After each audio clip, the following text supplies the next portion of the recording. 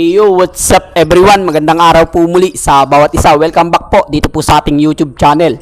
At ang ating pong topic ngayon, paano nga ba maibabalik yung bawat mga paa ng mga inakay ng ating ibon na may splay leg? Paano nga ba at ano nga ba yung mga gamit na mga pwedeng gamitin para po bumalik sa dati yung paa ng ating mga ibon? Yan po yung ating tatalakayin sa ngayon. Pero bago yan, panoodin muna natin ang ating intro. Let's go! Panoodin po natin hanggang dulo. Maraming salamat. God bless! Hey yo! What's up mga guys? Densky Avery. Huwag po natin kalimutan paki-like, comment, share, subscribe at pakipindot na rin po ang notification bell para sa ganoon lagi kang makapanood ng mga panibago ko pang i-upload ng mga video. God bless! Yo, what's up everyone? Magandang araw po muli sa bawat isa at doon po sa mga laging nanonood at nakasuporta sa aking mga binibideo o sa aking mga binablog. Maraming pong salamat sa inyong lahat at welcome back po muli dito sa aking YouTube channel. At doon po sa mga baguhan, maraming salamat din po sa inyong lahat. Then comment po kayo mga lods. Lalo na po doon sa mga baguhan, comment lang po kayo pag oras po na may gusto kayong itanong tungkol po sa mga pag-aalaga ng ating ibon na African Lovebird at Parakeet, then Kakatil. Yung mga sasagutin ko po, yung mga kaya ko pong sagutin dito po sa ating mga vlog at ayon lang po, disclaimer po ayon lang po to sa aking mga pag-aalaga ng ibon. Yung mga nangyayari lang po sa ating pong mga pag-aalaga ng ibon. At salamat po dun po sa taong nag-abil po ng ating ibon na 2 pares. Shoutout po sa iyo, Lods. Salamat sa iyo. At iyan na lang po, pakita ko rin po sa inyo yung panibago pong baba ng ating mga alagang ibon na napakagaganda. Mas karamihan po yung Blue Series o Par Blue. Yan po sila. At meron pa rin pong panibagong bababa. Baka po this week may panibago na naman pong ibababa tayo na sa nest box ng ating mga ibon, yung African Lovebird po na 5, at then dun po sa may kabila naman yung Parakeet natin, may ibababa rin po tayo ron mga kaibon. At tuloy-tuloy lang ang pagpaparami, then tuloy-tuloy din po ang pagsuporta nyo. Baka po sa susunod kayo naman ang manalo na ating parapol. Gagawa po tayo ng paraan para magparapol, then baka po magkaroon na po tayo ng konting entry doon po sa ating pong parapol para po sa ganon mas magaganda po yung ating ibon na mampanalunan at mas maganda rin po yung inyo pong maaalagaan in case po na magkaroon po tayo ng pa-entry doon sa ating parapol. Maraming salamat po sa patuloy ng mga suporta nyo mga lods. At ang gagawin natin, punta na po tayo doon po sa ating topic na paano nga ba gamutin o paano nga ba ibalik sa dati yung paa po ng ating ibon na nagkaroon po ng splay leg. Ano nga ba yung splay leg? At bakit nga ba nagkakaroon ng splay leg yung ating mga ibon? Unang-una po, kaya po nagkakaroon ng splay leg o nakabukaka yung paa ng ating inakay na ibon kasi doon po sa ating pong mga hindi natin nilalagyan ng paddings o ng kusot man lang yung kanilang nest box. Kasi kapag lalong-lalo na po doon po sa mga baguhan, hindi po nila alam kung ano po yung mga dapat gawin pag oras po na nagkaroon sila ng ibon. Lalong-lalo na po sa mga baguhan. Pakinggan nyo po, ito pong ating video na to o ito pong ating vlog na to para sa ganon, mas matuto po kayo kung ano po yung mga pwede nyong gawin. Huwag po kayong matataranta pag oras po na nakakita kayo sa inyong ibunan ng splay leg. Pero mas maganda po kung ang masisilip nyo yung inyong ibon ng mga 2 weeks o 3 weeks. Para po sa ganon, medyo bata pa po yung inyong ibon, maibalik nyo na po kaagad yung kanya pong mga paa. Para po hindi po siya nakabukak o naka-splay leg. Kailangan lang po doon po sa mga kasi isa po sa nagiging dahilan kasi matigas po yung kanilang nest box.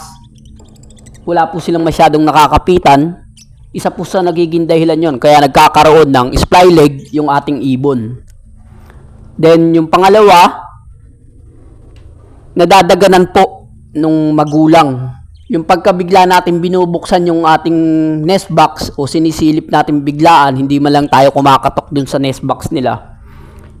Nabibigla po yung ibon, then natatapakan po yung kanyang mga inakay. Lalo na po pagkabatang bata pa po, o 2 weeks, ganun po, 1 week, 2 weeks. Natatapakan po yung mga paanong mga inakay natin at hindi po na natatanggal kaagad o nakadagal lang siya ron habang sinisilip natin yung medyo matagal-tagal po sinisilip natin yung nest box nila. Ganun po yan, iwasan po natin yung mga ganun. Pero mas maganda po, lalo na sa African lovebird, pag oras po na nagkaroon tayo ng ibon na African lovebird, pag alam nating mangingitlog na, lagyan na natin sila ng mga pwede nilang gawing pugad. Lalagyan po natin ng yung dahon ng malunggay, yung may mga sanga po ng malunggay, pwede rin po nating ilagay doon. Mas maganda po yun. Ilalagay natin doon sa cage nila. Wag po sa nest box. Wag po natin irerekta doon sa nest box nila o sa pugaran nila. Dapat po doon natin ilagay sa kanila pong cage. Ngayon, siya na po yung bahalang maghakot nun. Ilalagay po nung hen at saka nung cock.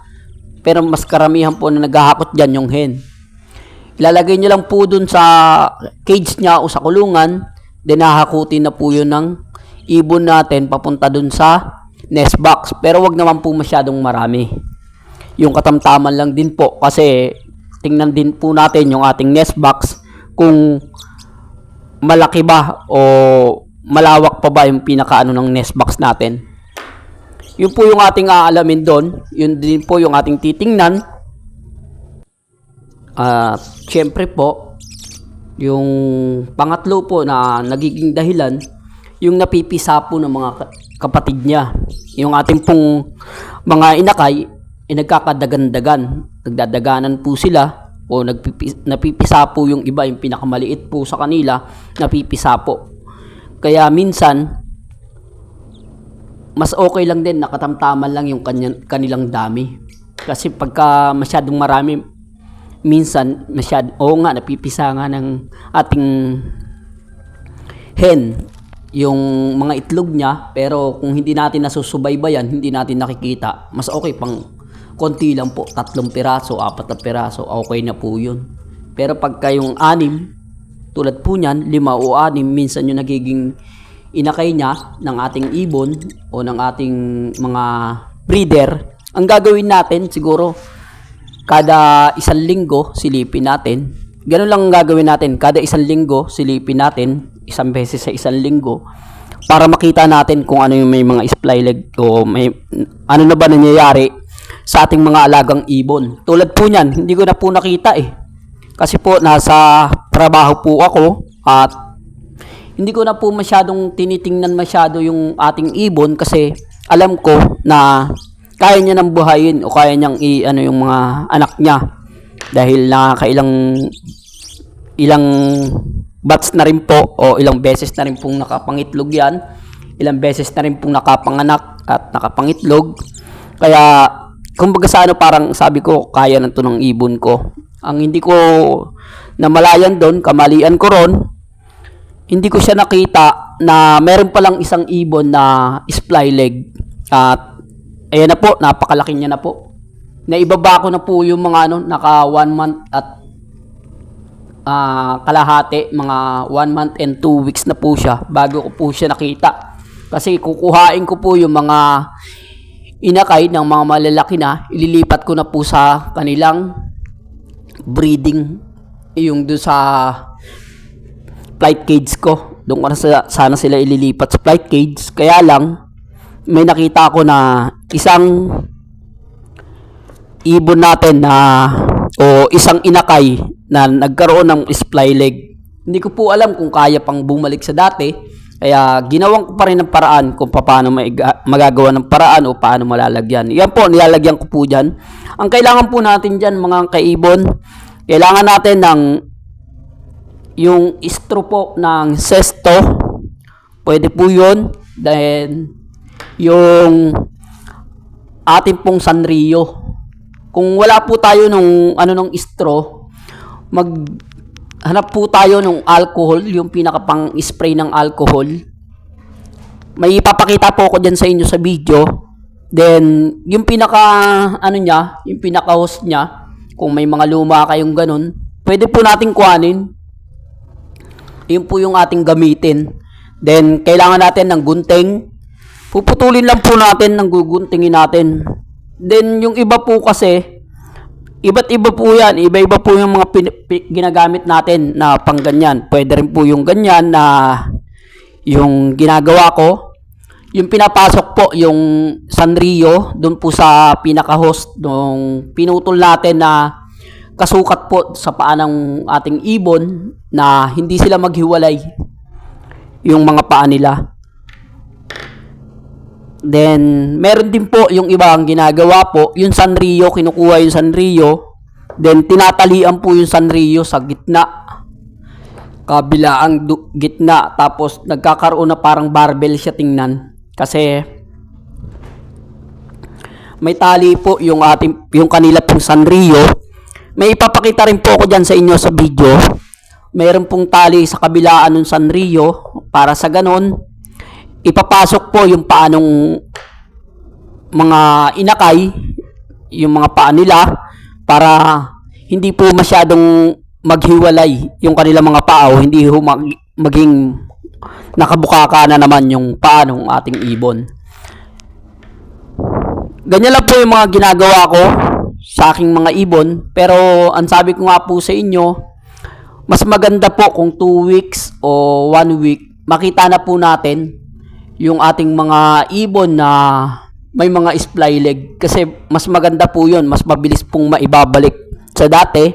At dahan-dahan lang po tayo sa ating paghawak. Tandaan po natin na bago po tayo humawak dun sa ating mga ibon, bago po natin sila kuhain dun sa kanilang nest box, isawsaw po muna natin yung ating mga kamay dun sa ating mga pagkainan o sa ating yung pagkain ng ating mga ibon.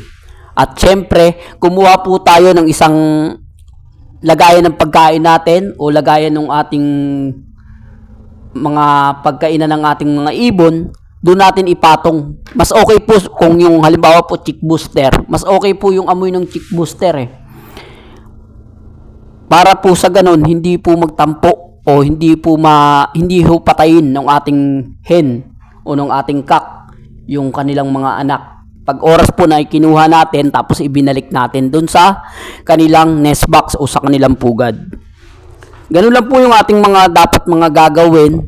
At lagi po natin tatandaan na yung ating mga alagang ibon, kailangan hindi lang po yung alaga na basta-basta tayo mag-aalaga. Isipin din po natin at alamin din po natin yung mga kung anong mga pwede nating gawin pag oras na nagkaroon ng mga ganyang mga sakit yung ating mga alagang ibon. Yan po yung ating mga konting topic sa inyo mga kaibon. Sana may mga natutunan tayo sa ating mga bidyong to. At yan na po yung ibon. Nakadikit na po yung kanyang paa kasi medyo nakaangat po yan. Hanggang doon po sa may pinakapakpak niya. Pero sa ngayon po okay naman na po. At maganda naman na yung kanyang mga paa.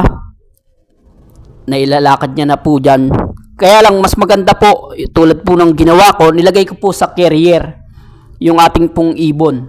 Kasi siya lang po ang nandiyan at hindi rin po siya may istorbo. Ayun lang po, sana ay may natutunan sa bawat mga ibinablog ko. Maraming salamat po sa bawat isa. God bless po at lagi po tayong mag-iingat, lalo na po ngayong mga tag-ulan na. Mag-iingat po tayo sa ating mga biyahe sa kung saan man. Salamat, God bless.